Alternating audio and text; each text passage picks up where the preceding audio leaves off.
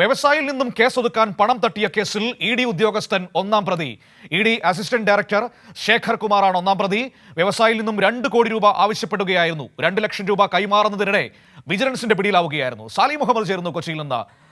Sally, കടുവായെ കിടുവ പിടിച്ചു എന്ന് നമ്മൾ കേട്ടിട്ടേ ഉള്ളൂ. ഇപ്പോഴിതാ കാണുകയാണ്, ഈ ഇ.ഡി. ഉദ്യോഗസ്ഥർ കൈക്കൂലി കേസിൽ വിജിലൻസിന്റെ പിടിയിലായിരിക്കുന്നു. ഇത് വളരെ ഗൗരവതരമായൊരു വാർത്തയാണല്ലേ? എന്തായിരുന്നു ഇതുമായി ബന്ധപ്പെട്ട കേസ്? എങ്ങനെയാണ് ഇ.ഡി. ഉദ്യോഗസ്ഥൻ വ്യവസായിയോട് പണം ആവശ്യപ്പെട്ടത്?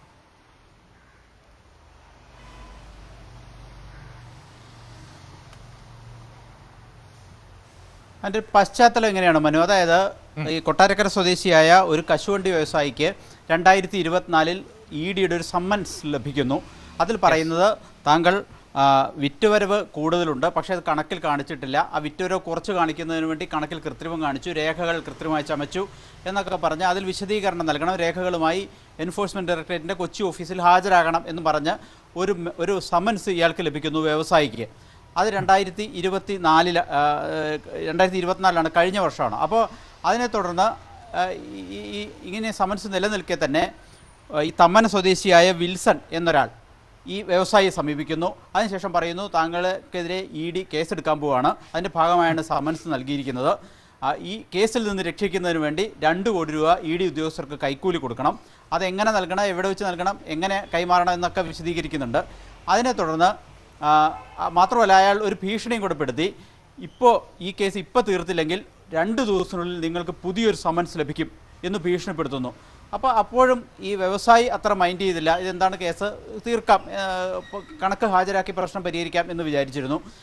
പക്ഷേ 2 ദിവസം കഴിഞ്ഞപ്പോൾ വീണ്ടും ഒരു സമൻസ് ലഭിക്കുന്നു. അതായത് ഈ ഭീഷണിപ്പെടുത്തി സമീപിച്ച വിൽസൺ എന്ന അയാൾക്ക് ഇ.ഡി. ആയിട്ട് നേരിട്ട് ബന്ധമൊന്നുമില്ല, അയാളൊരു ഏജൻറ്റ് മാത്രമാണ്, തമ്മന സ്വദേശിയാണ്.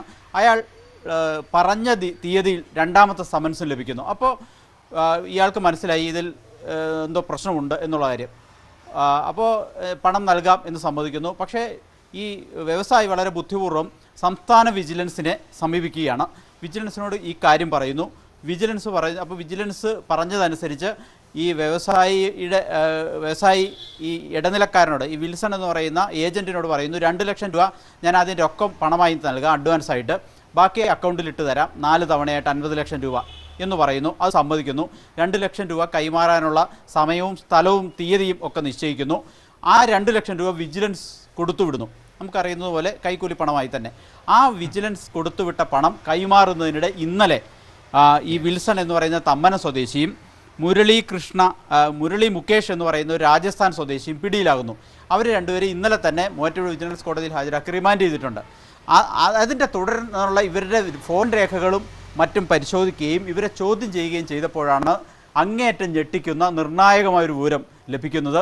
ഇത് ഇ.ഡിയുടെ പേരിൽ നടന്നൊരു തട്ടിപ്പ് എന്നതിനപ്പുറം ഇ.ഡി. ഉദ്യോഗസ്ഥർ നടത്തുന്നൊരു തട്ടിപ്പാണ് എന്ന് മനസ്സിലായത്. അതായത് ഇ.ഡിയുടെ അസിസ്റ്റന്റ് ഡയറക്ടർ ശേഖർ കുമാറും ഈ വിൽസണുമായി നിരന്തരം ഫോണിൽ ബന്ധപ്പെട്ടിട്ടുണ്ട്, ഇവർ തമ്മിൽ ഗൂഢാലോചന നടത്തിയിട്ടുണ്ട് എന്നൊക്കെ വിജിലൻസിന് വ്യക്തമാകുന്നു. അതായത് ഈ ഇ.ഡി. ഓഫീസിലെ അസിസ്റ്റന്റ് ഡയറക്ടർ ശേഖർ കുമാർ പറഞ്ഞതനുസരിച്ചാണ് ഇയാൾ ഈ ഇടനിലക്കാരൻ അല്ലെങ്കിൽ ഏജൻ്റായ വിൽസൺ ഈ വ്യവസായിയെ സമീപിക്കുന്നതും സംസാരിക്കുന്നതും എല്ലാം. അപ്പോൾ അതിനർത്ഥം ഈ സമൻസ് അയച്ചതു മുതൽ ഇതിലൊരു ഗൂഢാലോചനയുണ്ട് എന്നുള്ളതാണ്. ഒരു വ്യവസായിയെ കണ്ടെത്തുന്നു, അയാൾക്ക് കണക്കിൽ കൃത്രിമമുണ്ടെന്നൊക്കെ പറഞ്ഞൊരു സമൻസ് അയക്കുന്നു.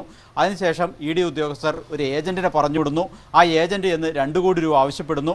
ആ 2 കോടി രൂപ ആവശ്യപ്പെടുന്നു എന്ന് മാത്രമല്ല, ആദ്യത്തെ സമൻസിൻ്റെ വിവരം ഇയാളോട് പറയുന്നു, ഇനി ഒരു സമൻസും കൂടെ വരുമെന്ന് പറയുന്നു. ആ 2ാമത്തെ സമൻസ് 2 ദിവസത്തിനുള്ളിൽ തന്നെ ലഭിക്കുന്നു എന്നുള്ളതാണ് ഏറ്റവും പ്രധാനപ്പെട്ട കാര്യം. അതായത് ഈ ഗൂഢാലോചനയിൽ ആദ്യന്തം ഇ.ഡി. ഉദ്യോഗസ്ഥർ ഉണ്ട് എന്നുള്ളത് തന്നെയാണ് അങ്ങേയറ്റം ഞെട്ടിപ്പിക്കുന്ന ഒരു വിവരമാണ് വിജിലൻസിന് ലഭിച്ചത്. അതുകൊണ്ട് തന്നെ വിജിലൻസ് വളരെ ശ്രദ്ധാപൂർവമാണ് ഈ കേസ് 2 ദിവസമായി കൈകാര്യം ചെയ്തു വരുന്നത്. കാരണം എൻഫോഴ്സ്മെൻറ്റ് ഡയറക്ടറേറ്റ് രാജ്യത്തെ ഏറ്റവും വലിയ അന്വേഷണ ഏജൻസി എന്നൊക്കെ അവകാശപ്പെടുന്ന ഒരു അന്വേഷണ ഏജൻസിയാണ്. കേന്ദ്ര സർക്കാർ രാഷ്ട്രീയം അതിനെ ദുരുപയോഗം ചെയ്യുന്നുണ്ട് എന്നുള്ളൊരു വസ്തുതയാണ്, ആ ആരോപണങ്ങൾ ഉയർന്നതുമാണ്. പക്ഷേ അതിനപ്പുറത്തേക്ക് വലിയൊരു അഴിമതിയും കുംഭകോണവും തന്നെ ഇതിൻ്റെ ഭാഗമായിട്ടുണ്ട് എന്ന് വ്യക്തമാക്കുന്ന സംഭവമാണിത്. അതായത് 2 കാര്യങ്ങളാണ് അറിയേണ്ടത്. ഒന്ന്, ഈ സമൻസ് അയച്ചത് എങ്ങനെ വിൽസൺ അറിഞ്ഞു? വ്യക്തമാണ്, ഈ സമൻസ് അയച്ചത് മുതലൊരു ഗൂഢാലോചനയുണ്ട്.